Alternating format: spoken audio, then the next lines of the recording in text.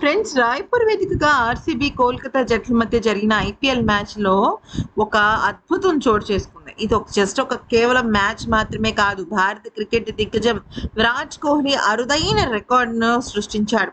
ఏంటంటే మే 13, 2026న కోల్కతాతో జరిగిన మ్యాచ్లో ఐపీఎల్లోనే ఇక కొత్త అధ్యాయాన్ని లిఖించాడు. ఈ మ్యాచ్ ద్వారా ఐపీఎల్లో అత్యధిక మ్యాచ్లు ఆడిన ఆటగాడిగా కింగ్ కోహ్లీ అగ్రస్థానానికి చేరుకున్నాడు. 279 పరుగులు 279వ ఐపీఎల్ మ్యాచ్ ఆడటం విశేషం. ఈ క్రమంలో భారత క్రికెట్ దిగ్గజాలు మహేంద్ర సింగ్ ధోని, రోహిత్ శర్మలు ఇద్దరు కూడా 278 మ్యాచెస్తో టాప్ పొజిషన్లో ఉన్నారు. అయితే ఇప్పుడు వాళ్ళని దాటుకుంటూ 279 మ్యాచెస్ ఆడాడు. కాకపోతే రోహిత్ కానీ, ధోని కానీ పూణేకి ఆడారు, అలాగే డెక్కన్ చార్జర్స్కి ఆడారు, ముంబై ఇండియన్స్కి ఆడారు.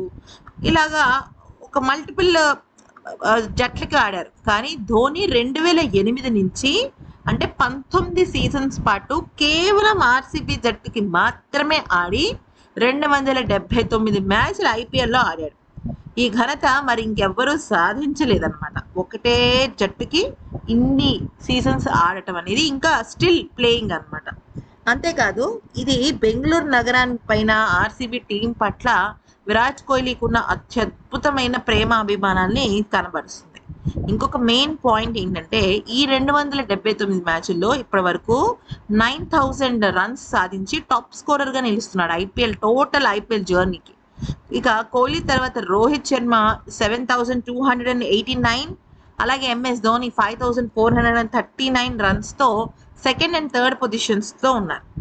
అయితే ఇక ఇది నిజంగా చెప్పాలంటే ఒక మహా అద్భుతం అని చెప్పాలి. ఇక 14,000 ఐపీఎల్ అంటే ఐపీఎలే కాదు, T20 పరుగులకి కేవలం 78 పరుగుల తేడాతో మాత్రమే ఉన్నాడు. ఇంకా దాదాపుగా 2 లీగ్ మ్యాచ్లు ఉన్నాయి. ఖచ్చితంగా ప్లే ఆఫ్కి వెళ్తుంది కాబట్టి ఇక సెమీఫైనల్స్ ఒక మ్యాచ్ ఉంటుంది, ఫైనల్స్ ఉంటుంది.